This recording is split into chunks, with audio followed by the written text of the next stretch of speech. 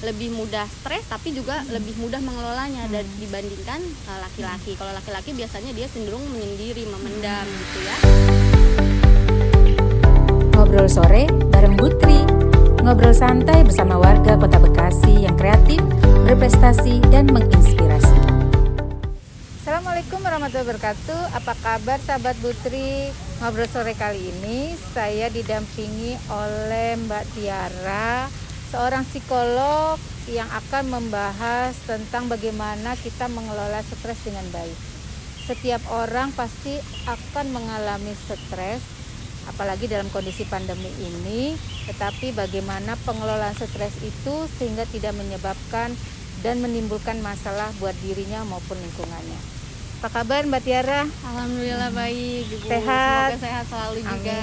Amin. Terima kasih nih udah diundang ke sini ya buat sharing-sharing. Saya juga makasih mau sharing terhadap seluruh sahabat Putri dimanapun berada ya. Saya penasaran nih, apa saja sih yang menyebabkan bisa dikatakan seseorang itu mengalami stres? Oke, ya. Jadi seperti yang kita tahu sendiri ya, semua manusia pasti pernah mengalami stres. Nah, stres itu tuh ada ciri-cirinya ya Bu ya, baik dari fisiknya, dari perilakunya juga. Biasanya kalau stresnya untuk dari pengaruh perilakunya dari fisiknya nih, misalkan dia jadi kayak mudah khawatir, mudah tersinggung gitu ya. Terus jadi uring-uringan gitu ya, terus dia jadi kayak cepat marah, ya cemas gitu istilahnya. Terus kalau yang dari ke tubuhnya sendiri, dia jadi kayak ada yang sakit perut, ada yang ada sakit sesuatu yang dirasakan ya. Jadi berpengaruh ke tubuhnya, jadi ada yang gatal-gatal, ada yang berkeringat berlebihan, seperti itu kira-kira Bu kalau stresnya ya, dari perilaku maupun dari fisik. Nah, biasanya ketika seseorang dinyatakan dia mengalami stres, itu kan tahapannya. Nah, faktor-faktornya biasanya apa tuh yang mendominasi itu? Ya, jadi faktor-faktornya macam-macam ya Bu ya. Kita kalau stres itu biasanya ada dari faktor lingkungannya. Lingkungan. Terus ada dari faktor internal dari diri dia sendiri ada, terus ada dari faktor-faktor lain. Kalau faktor lingkungan itu biasanya yang baru-baru terjadi sekarang nih, ada pandemi COVID gitu ya Bu ya. Ini kan karena sangat berpengaruh ya. Sangat berpengaruh karena segala macam perubahan terjadi gitu ya. Mulai dari WFH gitu ya, apa online, terus kita yang biasanya refreshing jadi kemana-mana dibatasi gitu ya. Terus apalagi biasanya ada dari karena perceraian, ada yang karena di PHK, dari beban kerjanya juga, itu yang faktor lingkungan. Kalau yang faktor internalnya ini biasanya dari dalam diri pribadi si orang itu, biasanya dia ada yang terbiasa men-set suatu ekspektasi secara berlebihan gitu ekspektasi ya. Yang terlalu tinggi gitu, karena dari pengaruh pola asuh mungkin bisa gitu ya, atau dari bawaannya dia sendiri yang mudah cemas gitu ya, mudah emosi gitu ya. Sementara kalau faktor-faktor lain ada yang misalkan dia terkena penyakit kronis, itu bisa menimbulkan stres. Terus konsumsi alkohol dan minum obat-obatan itu bisa memicu stres. Seperti itu. Mereka diawali dari stres, menganggap dengan mengkonsumsi itu bisa menghilangkan stres, tapi menambah masalah baru ya. Menambah masalah. Nah, ada nggak perbedaan antara stres yang dialami laki-laki, perempuan, anak-anak maupun orang dewasa? Ya, biasanya bisa kita lihat ya, baik dari perempuan dan laki-laki itu berbeda. Nah, berbedanya di mana? Kalau yang laki-laki ini, kalau dia mengalami stres, dia lebih bersifat internal. Diam, memendam sendiri. Jadi kalau yang perempuan, dia bersifat eksternal. Jadi dia lebih ekspresif, lebih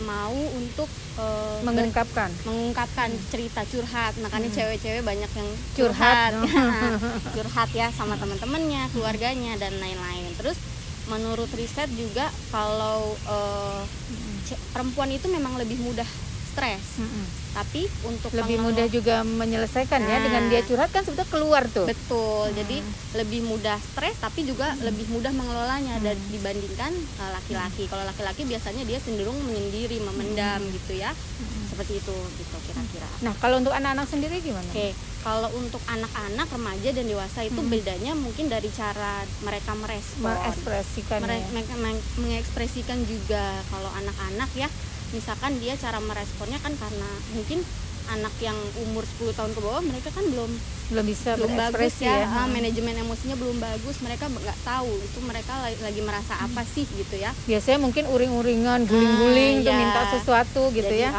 Jadi kalau anak misalkan ada tanda-tandanya jadi kayak mudah murung atau gampang takut, tuh biasanya mereka tuh abis mengalami satu kejadian tuh yang menyebabkan stres, kayak misalkan ada yang anak kecil stres karena pengaruh nonton film serem, ada gitu ya, ada yang karena perceraian orang tuanya juga ada yang karena dia baru saja mengalami perubahan besar di lingkungannya atau pindah-pindah sekolah atau apa, itu bisa. Oh, itu sangat berpengaruh ya. Kalau untuk remaja itu biasanya karena pubertas ya, Bu ya kan, karena di sana berbagai macam perubahan ya, baik fisik, secara hormonal, emosinya, terus perubahan gaya bersosialnya juga gitu kan, itu biasanya menyebabkan stres, memicu stres juga ya. Memicu stresnya jadi bikin biasanya anaknya itu cenderung kayak argumentatif, terus kabur-kaburan ya Bu, gitu kira-kira kalau untuk remaja. Remaja yang terlalu banyak argumentasi itu satu bentuk juga itu salah satu bentuk kayak defense mekanismenya mereka. Kalau mereka mengalami perubahan kira-kira yang menurut mereka mengancam atau mereka nggak suka ya, nah itu bisa jadi satu bentuk defense-nya mereka, jadi cenderung argumentatif. Nah, dari beberapa faktor, kemudian golongan-golongan yang tadi perbedaan stres tadi, baik anak-anak, remaja maupun orang dewasa ya, laki-laki dan perempuan, itu yang paling rentan yang mana ya untuk bisa mengalami tingkat stres yang tinggi sekali? Oke, biasanya yang paling rentan itu yang usianya dewasa muda. Dewasa muda itu artinya di sini umurnya antara 20 tahun sampai 29 tahun gitu ya Bu. Karena pada masa-masa usia ini memang lagi produktif ya, kita ya. Umur-umur produktif, banyak yang mau dicapai, banyak yang mau diraih, terus tuntutan dari lingkungan juga, dari orang tua juga gitu istilahnya. Terus apalagi sekarang kan zaman teknologi, media sosial ya. Jadi di media sosial banyak yang menimbulkan kayak gaya hidup ideal ya. Sementara mungkin di belakang layar tidak seperti itu gitu kan ya. Di media sosial ditampilnya yang bagus-bagusnya aja ya Bu gitu. Kira-kira menimbulkan stres tersendiri lah gitu. Makanya banyak di usia-usia rentan itu akhirnya terpengaruh pada hal-hal yang negatif tadi ya. Ya gitu, berpengaruh di media sosial banyak ya, ada tayangan-tayangan yang 21 tahun ke atas, jadi yang nggak semestinya dilihat, jadi bebas. Jadi seperti itu kira-kira. Sementara dia secara mental belum siap menyaksikan dan belum siap untuk bertanggung jawab lah istilahnya. Mereka pengen merasa bebas berekspresi. Anak muda zaman sekarang ya pengen berekspresi bebas, ingin bertanggung jawab sendiri, tapi memang belum bisa untuk bertanggung jawab gitu. Nah, biasanya ketika orang sudah mengalami stres, itu dampaknya secara sosial maupun di dalam keluarga sendiri seperti apa ya Bu? Kalau untuk dampak secara sosial itu biasanya kan dampaknya ke tubuh, ke diri sendiri dulu ya Bu ya. Nah, dari diri sendiri dulu mungkin yang dia jadi kayak cepat cemas, khawatir, itu berpengaruh ke perilakunya. Perilakunya itu mungkin dia jadi menarik diri, jadi cenderung menyendiri gitu ya. Nah, itu kan juga otomatis berpengaruh ke lingkungannya atau ke keluarganya. Mungkin misalkan nih ibu rumah tangga yang dia mengalami stres, atau seorang kepala rumah tangga mengalami stres di pekerjaan, dia biasanya cenderung uring-uringan, marah-marah ke anaknya yang kena, jadi berimbas gitu dampaknya ke keluarganya. Seperti itu paling. Begitu juga pasti ke lingkungan luar ya. Iya, seperti itu. Sehingga terjadi ada kesan negatif pada pribadi orang itu tersendiri ya. Iya. Sebetulnya ada nggak sih tips untuk menghindari stres itu sendiri? tips-tipsnya banyak ya, karena stres itu sebenarnya itu adalah respon alami ya Bu ya dari tubuh, dan memang kita nggak bisa menghindari gitu ya kalau untuk stres.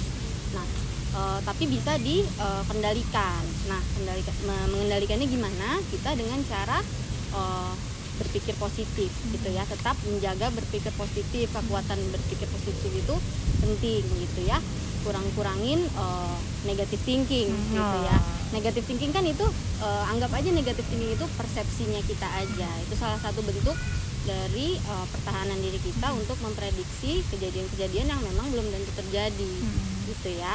Terus banyakin kegiatan-kegiatan yang kita sukai aja ya Bu ya, gampangnya kayak misalkan yang perempuan suka masak ya, masak buat menghilangkan perasaan cemasnya dan lain-lain. Seperti olahraga juga bisa.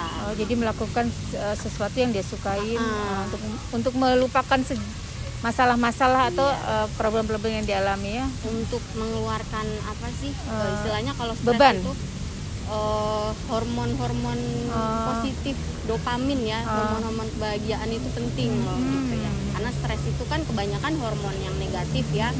Nah, pada saat kita mengalami stres, usahakan kita alihkan dengan kegiatan positif gitu. Nah, mindset apa? Tadi udah dikatakan bahwa mindset di dalam pikiran kita yang harus dibangun adalah hal-hal yang positif. Nah, dalam kaitannya pandemi saat ini itu bagaimana cara kita untuk bisa mengelola stres dengan baik? Ya, betul ya Bu ya, pandemi ini ya memang bikin stres ya. Banyak orang yang tadinya dia berkegiatan di luar, WFO gitu ya, pekerjanya di kantor, dia bisa refreshing. Jadi sekarang di rumah terus, nggak kemana-mana, mau kemana-mana dibatasi. Ada yang stres karena ketakutan tertular virus dan lain-lain ya. Gimana caranya? Ya itu tadi ringan-ringan aja sih Bu sebenarnya. Jadi dengan cara kita melakukan kegiatan-kegiatan yang kita sukai aja itu cukup. Terus kita kurang-kurangin membaca atau melihat konten atau materi yang membuat stres gitu nih, kayak misalkan film serem gitu ya, itu kan jatuhnya setelah itu membuat kita stres ya, membuat takut, adrenalinnya jadi bekerja. Jadi usahakan nonton ke tayangan-tayangan yang memang membuat moodnya kita positif aja gitu. Terus bisa dengan belajar teknik relaksasi di YouTube banyak ya, bisa diikuti, dipelajari teknik relaksasi bagaimana, seperti itu sih. Terus mentang-mentang kalau misalkan kita di rumah aja bukan berarti kita stop bersosial ya Bu ya. Kita bisa sekreatif kita aja buat misalkan sama keluarga, sama teman-teman, buat agenda-agenda kayak Zoom meeting ada temanya nih, misalkan ngomongin topik apa, atau makan malam bersama pakai Zoom meeting. Seperti itu sih yang ringan-ringan aja. Nah, sahabat Putri, bincang-bincang kali ini cukup menarik dan juga bisa menambah pengetahuan kita bagaimana kita mampu mengelola stres dengan baik. Karena sesungguhnya stres itu merupakan proses alami ya di dalam tubuh seseorang ketika dia ada ekspektasi atau tekanan tertentu yang tidak bisa dia capai. Tetapi kalau itu dibiarkan akan berefek pada dirinya sendiri, membawa penyakit. Tapi kalau dikelola dengan baik dan dialihkan pada hal-hal positif, itu bisa menjadi tantangan dan motivasi buat dia untuk bisa mencapai target yang mampu dia taklukkan dan dia perjuangkan serta dia menangkan. Jadi sahabat Putri, saksikan bincang-bincang saya dengan Mbak Tiara di episode berikutnya, dan jangan lupa like, komen, dan subscribe YouTube Wiwi Hargono, dan jangan lupa bahagia. Assalamualaikum warahmatullahi wabarakatuh.